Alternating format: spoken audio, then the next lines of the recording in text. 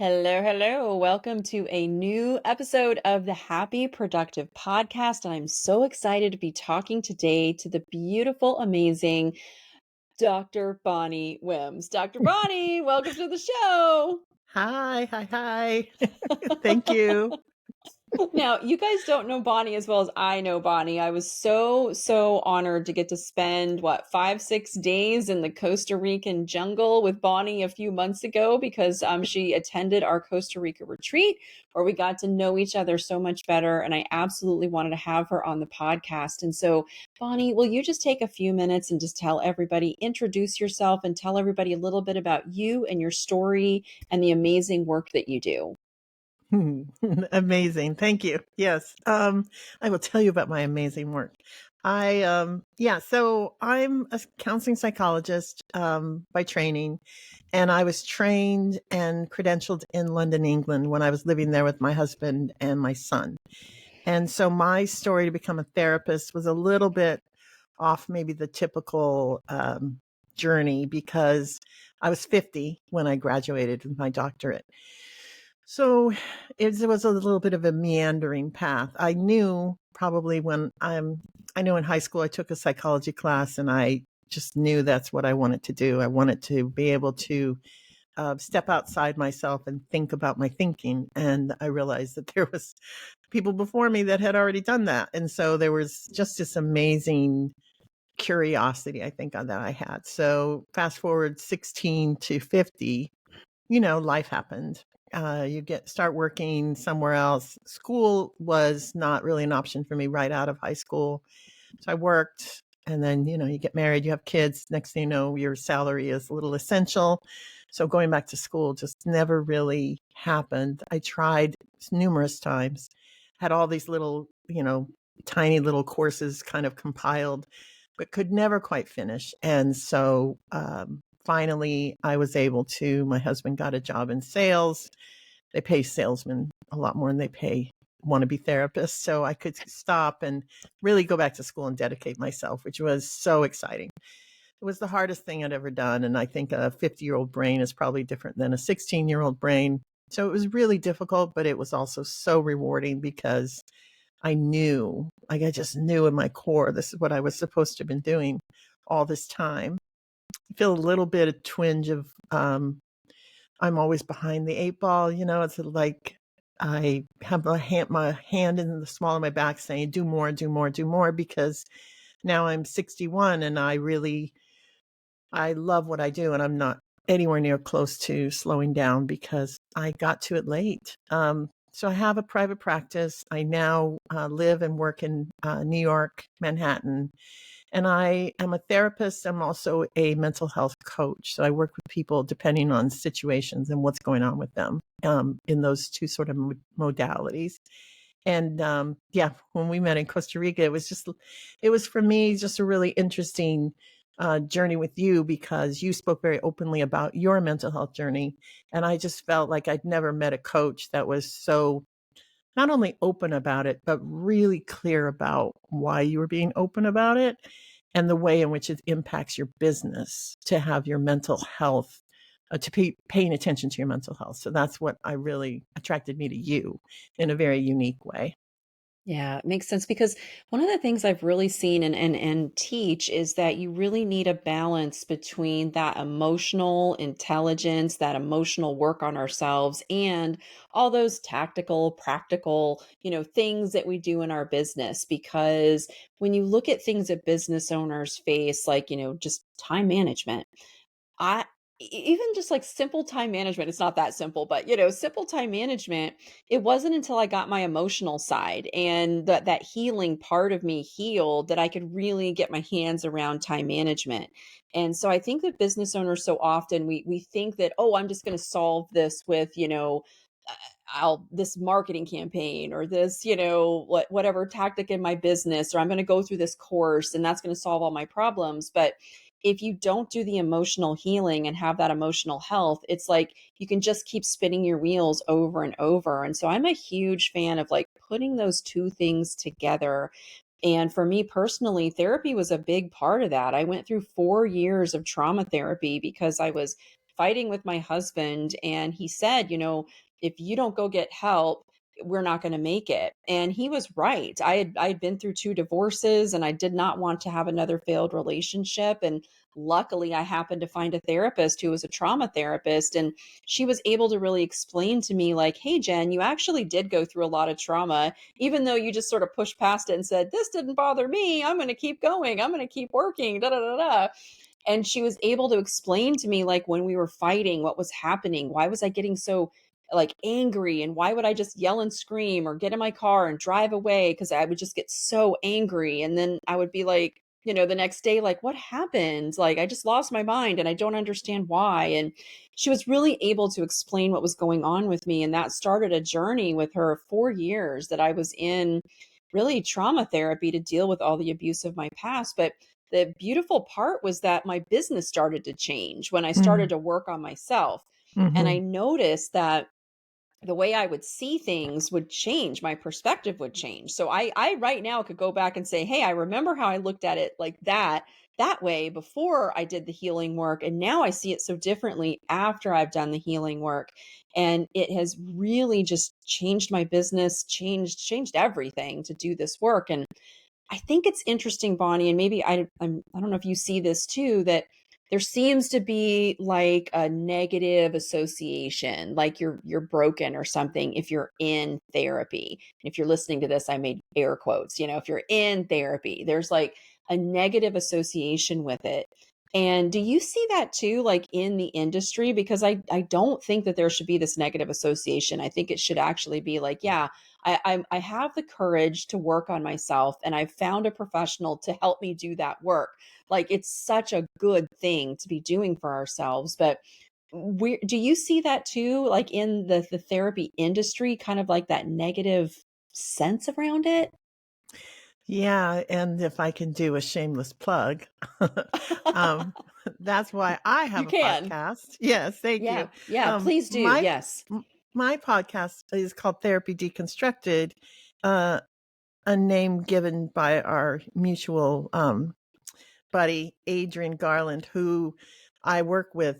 She hosts it for me, and Hmm. she came up with the name after she and I had a long conversation about what I wanted to say on my podcast. Hmm. And what I wanted to talk about was misconceptions, myths, and misunderstandings of therapy that lead to that stigma. And I think what finally hit me last year was my role in that as a therapist, my responsibility to try to help people understand what happens in therapy, because there's so many misunderstandings. I mean, the average person thinks about therapy the way that, they've experienced it, whether it's from the movies usually, or somebody told them about a bad experience, because people love to talk about those. There's no real, like, the average person, if they haven't been through it, has some sense of it that's come from external resources that aren't always accurate, for sure. Hmm. You having been through it, myself having been through it, and also as a therapist, we understand that there is something so special and unique about that relationship that gives you the opportunity to really dive deep and work on some things that are impacting the way that you behave. Um, and I think the biggest thing for me, the stigma around, oh, something's wrong with them. Um, we've seen it with celebrities or athletes who have come out and been very open about their need for help, and the there's support, but then there's also the, oh, that's too bad. Like, somehow they're weak, or there's something wrong with them that they now are admitting this. And the thing is that I feel like the vulnerability part, to admit something like that, I'm a big Brene Brown fan. Um, Mm. this idea that that's the strength in admitting, right? The strength that took you to finally say, yes, yes, I realize I need some support in figuring this out, because it's not a conscious thing. If you could have just thought your way out of behaving that way, you would have. You don't want to behave that Yeah. way. So you just say, I'm going to stop doing that. Well, that doesn't work, because it doesn't happen from your intellectual mind. And so you need support. You need a therapist that can help you dive deeper and to come to those out of your awareness kind of thoughts and behaviors that have happened because of what's happened to you, not Mhm. because of who you are, but what's happened to you, and then impacts your behavior. So yeah, I really think I'm just on my soapbox all the time. I must be a great dinner to guest because I always it always comes up. Oh, people, you're a therapist, and then I just go off on this tangent about it's just people don't understand unless they've been through it. Mhm. And so it makes people afraid, I think. They get fearful of even going near it. I had somebody reach out recently, and the first thing she said was, I feel overwhelmed by this. And that's, that's a very real statement. And I get that. And it's my job to help you, kind of calm that down and just take the first step. We're not going to solve Yeah. it all in 1 minute, but take the first step and just starting the process. Yeah, I think it's so important. And I love how you said, Bonnie, like I made a conscious decision, like it sounded beautiful. It was not a beautiful process at all when I went to therapy. I literally, I'll be honest, I went to therapy to prove my husband wrong.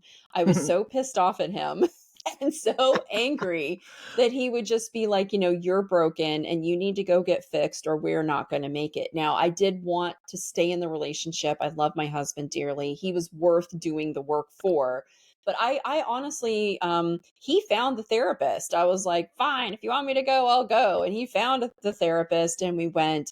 And yeah, I went to prove him wrong. But when I went there and then she started working with me and she started saying, hey, wait a second, what? You've been through what in your life? And I'm like, ticking off all these things. And she was like, holy cow, Jen, like, these are real things and this is real trauma and this is what's happening. And it was PTSD that I was going through when we would fight and argue. And so I went to prove him wrong. I stayed to heal myself. Mhm. And I think that was so, so, I don't know. It didn't come in this beautiful way. It came because we were fighting and I just wanted to prove him wrong. And then I ended up staying for all the right reasons and getting such an amazing benefit out of it. So I only share that with our listeners because if you're like on the fence or somebody's telling you you need to go get some help, you know what? Just maybe go. You never know what could happen. But that being said, when I first started going to therapy, she said to me, you're going to deal with this forever, the triggers, the trauma, because it happened to you for so many years in early childhood. And many of you already know my story, but there was a lot of sexual abuse from my father. And so she said to me, I remember her saying, this is something that you're probably going to deal with your whole life. And in my mind, I didn't say it out loud to her, but in my mind I said, no, I'm not. I am not going to live with this for the rest of my life because it's awful. It's awful and it hurts and I hate it and I don't like feeling like this. And I remember just setting my intention that I will do everything she tells me to do.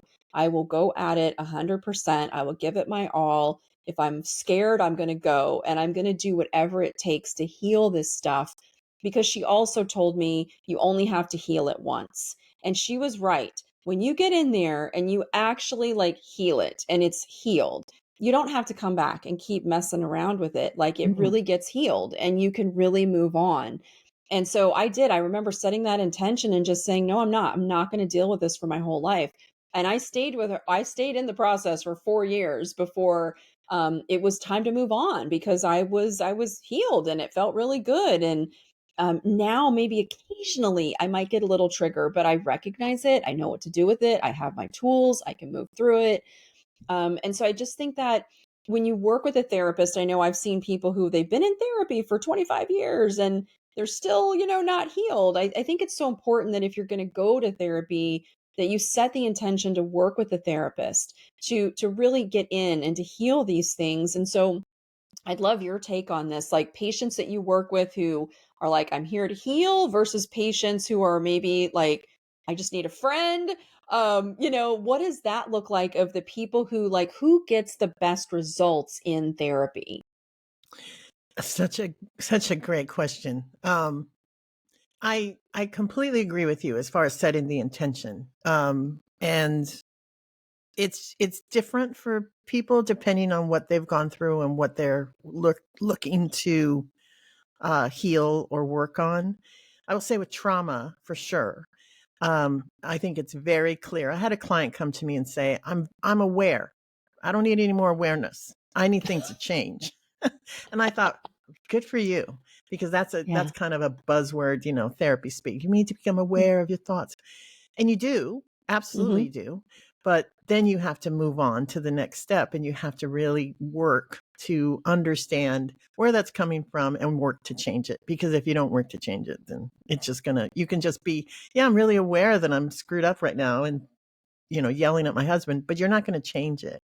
So Mm-mm. I completely agree with you in setting the intention. And when I work with clients, I periodically, like quite often, will say, let's spend the last 10 minutes of today reviewing how we're doing, and not about my ego. I'm not asking you to compliment me. I'm not asking you to give me, 5 stars on my Google review. This is, how do you think this is going? And where do you think we need to improve? Because it's your time, it's your money. This is an investment. Let's make it work. So people will react to that. And some people show up for therapy every week and just sort of don't spend any time outside of therapy working on what we've talked about. And those are the people that could probably keep going for 25 years because they aren't really engaging. I always laugh because I was raised Catholic, and it was sort of like that's how we went. We went to church 1 hour a week and then didn't think about it for the rest of the week. And then 1 hour a week, that was our Catholic sort of upbringing. Therapy is the same way. If you don't engage with it, if you don't work on it when you're not in therapy, then you're not going to reap the benefits that you need, because you're working to change your life, so you have to do it in your life. It has to be a Yeah. live kind of working thing. You probably realize that. And not Yeah. everybody comes with trauma, though. Some people come with maybe less kind of deeper involved questions, but it's the same thing. To me, it's always about a clear intention and then lots of reviews along the way to make sure we're moving the right way and that the right things are happening for you. And if they're not, why not? And if it's because our relationship isn't working for you, then I will help you find someone else, because it's so critical that it's the right thing for you. I'm in such awe of people who go to therapy and really invest in it, because, like you said, it was not a pretty process. It's not Mm-mm. easy, but the benefit, like as you talk about getting healed, like that's life changing. That's life changing. Um, Thinking about our business and the way that we behave, it's like, people maybe think it's different compartments, but they're not. And so your trauma was impacting your business. It was impacting the way that you dealt with clients. It was impacting the way that you talked to yourself when things went poorly or went well. It impacts every aspect of our lives. Psychology is in everything. And so I can imagine how your business changed and improved once you started to heal that pattern of the way that you spoke to yourself and behaved because of that trauma. So I don't know if I answered your question. I feel like I just yammered there, but It anyway. was good yammering, Bonnie. It was very, very good yammering. No, it is so good, and you said so many good things there, and I think it is important to find the right person to do this work with. I have a wonderful client. I've worked with her for years, and she suffered the loss of her brother very suddenly, and she was working to process through that grief. And I, encouraged her to work with a therapist on processing through this grief. And she got a therapist, and during their sessions, the therapist was falling asleep in their sessions. And so Mm, she quit working with the therapist. And I'm like, yeah, because your therapist is an idiot, like, not a good therapist. no. And she has since gone on and found somebody else to work with. And so I think there's a lot of people that maybe like, yeah, I tried the therapy thing. And then this is the terrible thing that happened. And then they don't go back. And so I'd love for you to speak to that for a few minutes. Like, what happens if your first try, you don't find the right person? I'm a coach. I'm like, keep trying, you'll find that right person. But like, what do you say to somebody who's like, yeah, maybe I'm interested in therapy, but I had this bad experience? Like, how do you help them to kind of move past that so that they can find the right person to work with? Yeah. I kind of liken it to dating in a weird way, because, it takes a lot of courage, and you kind of have to buck yourself up to kind of put yourself out there. And then if something goes poorly, you're just like, oh, see, I shouldn't have done that. I'm not going to do that anymore. I think that's the way that it works with this because it's a relationship, right? And it's so critical that it's a good relationship, that it's one that's, you feel the connection, you feel the person is validating you, but also that they challenge you. So there's this, Mhm. this balance of validation and challenge. And I don't know, falling asleep is just a no-go area, Yeah. obviously. But lots of less extreme things happen where you just don't feel it. I've had people tell me that all the time. Oh, I've been seeing this person for about a year. I think they're okay, but I don't know. A year? How much money and time have you just spent with this person? You don't owe them anything. If this is not working, move on. And I think the hard thing for people is, but I tried. And now I got to try again. It's like, I don't feel like trying that again. I don't feel like sharing my story again. I don't feel like um, putting myself in that position of feeling so vulnerable. And I understand that fatigue. And I wish there were no bad therapists out there. I wish Yeah. anyone that fell asleep would just, um, right away be somehow moved to a register that said, don't go there, they fall asleep. Yeah. But that's not the way it works. And finding a therapist is such hard work. It's like, what can you tell from this little blurb and this picture if they're going to connect? I offer a free 30-minute consultation. I know it's not very much, but it's my way of kind of saying, do you want to chat for half an hour and see what you think? Ask me Yeah. anything. And do you get a good feeling? Do you not? And then obviously you have a session. If it's not great, then there's no obligation, just Mhm. tell me you want to move on. And I'll try to help you find someone. If I feel like, we've talked and I could tell why it's not working with us and that you need something different. You needed a trauma therapist. Not all Mhm. therapists are trauma therapists. And if you'd worked with someone else, you might not have had that same benefit. So it's just critical. It's critical that you find the right one. And sometimes it's just the relationship. It's just that you feel that you trust this person. You can talk to this person, Y because you're bearing your Yeah. soul here, I You need to know I can trust and I feel good and that this person is really there for me. Yeah, it's so interesting that you say that because if probably a year before I had found my therapist, her name was Katie. She doesn't practice anymore, but oh my God, she was just so helpful to me. But probably a year before that, I went and was working with a life coach. Now, I had worked with this life coach a couple years earlier. That's how I met her. And I was leaving corporate and trying to work through all of that. And I'd never worked with a coach before, and I worked with her. And it was so helpful to work with her to just process through the grief. I was going through a divorce. I was trying to get through corporate, and just processing through all this grief. And she had been incredibly helpful to me. And then, she is actually the person who introduced me to my husband today. She introduced us a couple years later, and we come together very quickly, and we were struggling in the early relationship with fighting all the time. And so we went back to that same life coach because we knew her. I had worked with her, and we had a couples counseling session with her. And I'm not kidding when I say it was the worst thing ever, because in the life coaching space, she had really, really helped me. In the couples counseling space, she actually traumatized me because she didn't know about trauma. She did a counseling session with us, and she basically just said, "Oh, well, Jennifer, you're just acting like a big victim." And called me out and traumatized me. And it was Mm. really, really bad. And it was really upsetting. And obviously I never went back to another session with her. And then it was about a year later when we found the trauma therapist. Katie, the trauma therapist, created a safe space for me. And when we were doing this early work together, my husband was actually in the sessions, and he was saying and doing things that were actually also re traumatizing me in the session.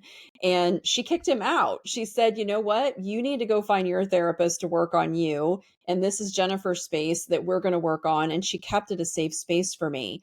And Mm. the night and day difference between a person who knew what they were doing and created a safe space where I could do this work because I'm working on old trauma, and then I have my husband saying and doing dumb shit that's like, putting more trauma on top of it. And it's just like, I can't really do the work I need to do in this space. Plus, for me, I never had a mother who protected me. And so having her protect me Mm, in this space and say, I'm sorry, you can't be here. You have to go over here and find your own therapist. It created an environment that was so like loving and safe and supportive. Whereas somebody in, the life coaching, she'd done a great job, but in the trauma therapy, she shouldn't be doing sessions with anybody who's had past trauma, because she actually created more harm than good. And so yeah. I share this because I want people to know, like, if you've had a bad experience, you may have just been with the wrong person who Yeah. didn't know how to deal with whatever it is that you're dealing with. But if you keep looking, and I love, Bonnie, that you said, you have a free session. I think a lot of good quality people will offer a free session. Take advantage of it. Go meet with a couple different people, find the person that can actually help you do this deep work. Don't stop just because maybe you had a bad experience and give up on the whole concept of therapy. Yeah. Yeah. Because you know this, and I know this, that it's not going to go away. Mm-mm. It doesn't. And, like I said, not everybody's responding to trauma, although more and more, I think our definition of trauma is Yeah. broadening. And we understand that it doesn't have to be life or death. It can just be, if it's your trauma, it's trauma. And so once it settles in you as trauma, when it gets re-triggered by current events, it changes the way that you react to it. And you don't react to it the grown-ass woman sitting here before me, right? That trauma reacts and it doesn't go away. And so you can say, well, that was a bad therapist, or, well, therapy's not for me. But what's the alternative? Like, now what are you going to do? Because I really, you can't do this by yourself, because you can't understand the way that you're responding to this until someone helps you see that, because it just isn't right here in your awareness. It lurks wherever you want to call it, unconscious, outside of your awareness. It lurks in a place very deeply embedded in your emotions that shows up in ways that is confusing and infuriating and frightening. So until somebody can help you kind of identify it, like you said, you get little blips of it now, but you recognize it way early, and you've got strategies in place, and you know how to deal with it. You know how to recognize it. It doesn't get let go until it's a full blown, attack of whatever's happening for you. So that's the big difference to me, is to say to people, there is so much good evidence now that we can heal, and that the brain is incredibly elastic and has the ability to change. And that I don't care how old you are, 61, 82, 12, your brain can change, and you can change the way that you see and understand things based on what's happened to you. It all comes down to what happened to you. So bring in some good things to happen to you so that you can start healing this stuff. It's just that simple. And people give up on themselves, and that breaks my heart, and I understand it's an investment financially, your time. It's difficult to find people. I understand all the barriers to it, but we will spend money on other things instead. Mhm. People will drink too much. People will spend lots of money. People will take long, so people that go on trips constantly, never sit still. People do all sorts of things to try to distract from it. You're spending the money anyway. It's just, you're not necessarily healing yourself. So I feel like we all kind of have excuses as to why we can't do it. And you're living proof right in front of me that the benefits of it are incredible. You've got a marriage. I've met your lovely husband. You've got a family. You've got a life. You've got a thriving business. And we were talking before we started recording of these wonderful coaches that you've attracted to work with you. Yeah. That all comes from you having Mhm. healed, right? Yeah. What did you Yeah. say? What did you say one time? Something about you attract what you believe you're worth, or something. You Yeah. attract it. So when you feel like a victim, or you feel traumatized, that's all the more that you're going to attract into your life. And you won't even recognize you're doing it, because it's just the way that you understand how to live, until someone helps you realize that it doesn't have to be that way. You don't have to. Yeah. I was raised in an abusive home, alcoholic father. And so my perception of myself in the world when I left was just skewed by the seeing it through the lenses of abuse. And to me, that had to be healed, or I would forever feel like the victim of abuse, and therefore that's what I was worth. It was a long slog for me too to work through that, but so necessary and beautiful, because in part, like you said, you don't want to have to reheal, but also that it gives you that knowledge that you've done the work, and how proud you can be of yourself that you decided you were worth it. You were worth doing all that work for. Yeah, it makes such a difference. And it really does tie into your business. I can have a client come to me and be like, hey, I'm not making any money. Okay, let's look at your pricing. You need to charge more.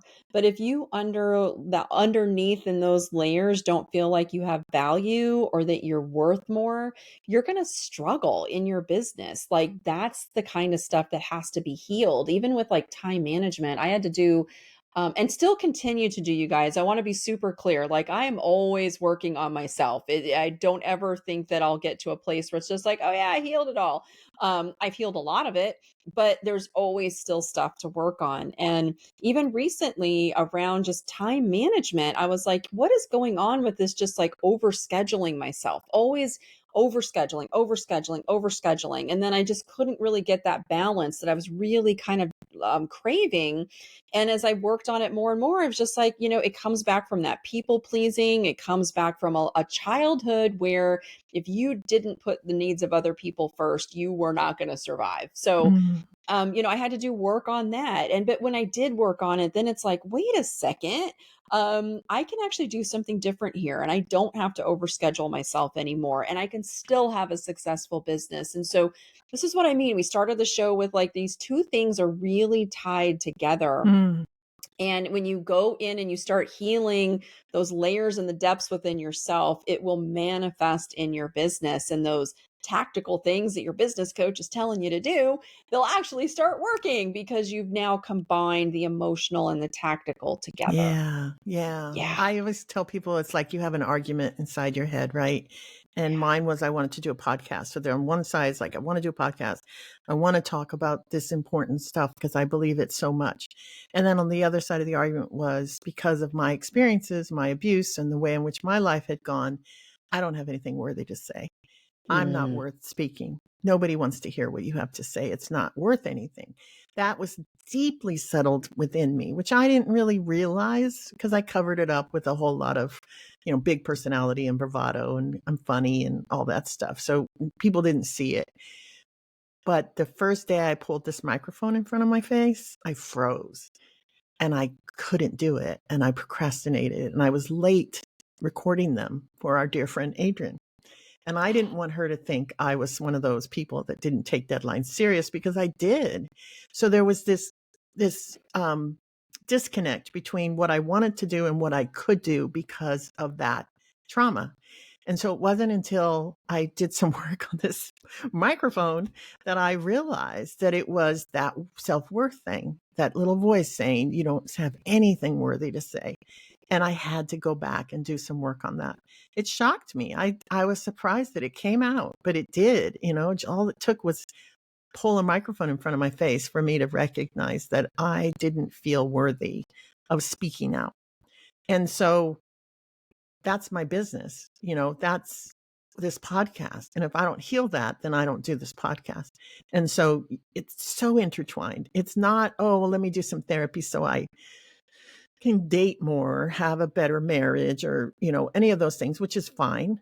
But it's not one compartment. It impacts your whole life. And it will healing, I'm sure for you, it impacted every relationship you have, I'm yeah. sure, and the way that Yeah. you behaved in it. And same for me. So um, healing that I feel I have something worthy to say has now given me the confidence to feel like when I promote my podcast or when I come on your podcast and talk about it, because now I can say, I think I do have something worthy to say.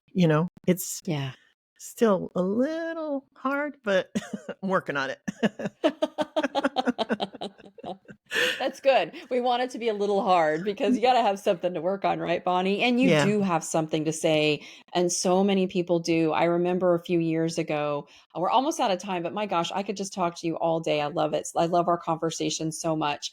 And I remember a few years ago when we first started doing our retreats and we would do them with Spartan races. And we did one in Montana. We're actually doing another one this year in Montana. I'm super excited to go back there. But it was a smaller retreat. We had, 10 or 15 women. Our good friend Adrian was actually there. We'll do a shameless plug for Adrian at the end too. And I remember that I'm at this retreat and I'm leading it because it's a retreat for my company and my coaches are there and our clients are there. And this particular one was an all female retreat that we were doing. And one of the exercises was we had the campfire and you had to write down, what you wanted to let go. And so you had to write it down, throw it into the fire, let it go, and then state out loud what you wanted to bring in. And I remember I'm the leader. And of course I'm like, okay, but I always participate in my retreats. And I just love it. I'm like, I'm here to work on myself too. And I always like to set the example. If I can show up to my retreat and work on myself, you guys can too. But I remember being so overwhelmed at this retreat because growing up, my mother was very toxic and I really didn't trust women very much because my mother never really protected me. And when I went through the 4 years of therapy, and Katie, she created this safe space and she was really the first woman in my life that I ever felt like kind of had my back. And I'm at this retreat with all these women. And I remember just out of the blue, I just had all these feelings and all these emotions and just like, oh my gosh, like I'm creating relationships with women here. And this is really the first time I've really done this. And it was Mm, so overwhelming. And I remember crying and I remember feeling a lot of emotion around it. I remember saying, oh, Jen, you probably should work on this a little bit, on your own. Because it was coming up at an inopportune moment, but I made an opportunity of it. But it just, sometimes this stuff will just come up and it's like when it's ready to be healed, it's ready to be healed, whatever that time is for you. So I'm hoping that people are listening to this and that we're inspiring them to actually, just take a step. Find somebody to work with. We all have stuff that, is within us. And that when we do that work on ourselves, it will really manifest in beautiful and amazing ways mhm. throughout our lives, personally and professionally, in our businesses and the work that we're doing out in the world. So whatever comes up, just like, hey, look at that. I need to go work on that. And then find that safe space for yourself that you can do this work. Yeah. And it's such a Yeah. beautiful way you said all that, which is so much more productive and helpful than saying, I can't because I fear I'm broken. Right. So Yeah. that's just a dead end. Now what do I do? But to Right. say, hey, look at that. I think I need to think about that a little bit more, or take some time with that. Maybe I need some help with that. Maybe I need some support. It's that curiosity that says, I'm behaving in a way that I don't understand, and I would like to understand it and potentially change it. Because I say to people all the time, if it ain't broke, we're not trying to fix it. We're not trying to, change every aspect of you. We want to look at the things that aren't working for you and help you change that so that overall things are just better, easier, just flow in a way, and yet you're open. And when you say that about women in relationship, that surprises me because I find you to be incredibly open from female to female. So clearly you've done the work on that. Uh, but that's the thing, right? Like if you hadn't done the work, then maybe I wouldn't have felt this with you, and maybe I wouldn't have signed up with your business if I felt a wall. So Yeah. you just never know how the things that you choose not to work on, how that's then going to impact things that happen in your life and what's made available to you and how people see you. So yeah, Yeah. yeah. Yeah, it's true. Oh, I love it. Bonnie, so great. I know that we've helped some people with this episode. We'll do a quick shameless plug for Adrian. Adrian Garland with She Leads Media owns the She Leads podcast network, and Bonnie's podcast, Therapy Deconstructed, and my podcast, Happy Productive. We are both part of the She Leads network, and Adrian does such beautiful work helping women like find their voice and create their podcast. And so I'll ping her after this and say, hey, we did a shameless plug for you today on the show. And then, Bonnie, please tell everybody where they can find you because I know that you are a therapist in the state of New York, but with your coaching practice, are you allowed? I think you can coach across state lines. So anybody listening could come also work with you as a coach. Is that correct? Yes, that's correct. And it's mental health coaching. So it's not life coaching. Mhm. I definitely bring the therapist that I am to the room. It'd be hard not to, but it might be, it just depends on what people think they want to work on as far as their mental health coaching. But yeah, I definitely can provide that across state lines. And I like to just chat with people to see what it is they want to work on, talk with them about how I would go about doing that with them and see if they feel like that would be a good fit. So um I like I said, they can book a 30-minute free consultation to have that conversation to see if, well, yeah, I have this question about how you work and that doesn't feel right. So I will make recommendations for someone else. Or if it does feel right, that's great. We can kick off the work. I love it. And where can they find you online? So my website is bonniewims.com. My email is bonnie@wimsandassociates.com with the N spelled out. I guess that's the best way to get me. I'm on all the socials, just Bonnie Wims, Dr. Bonnie Wims. I'm everywhere. I love it. And you guys will put all that information and links to Bonnie in the show notes as well. And I would really, really encourage you to just reach out, have a conversation, and maybe work with Bonnie or have her help point you in the right direction. And you can do that with us too at jenniferjohncoaching.com. All right, that is it, you guys. Bonnie, thank you so much for being here with me today. It was a really beautiful conversation. Thank you. I feel the same. Awesome. All right, you guys, that's it for today. Get out there and have a happy, productive day. Bye, y'all.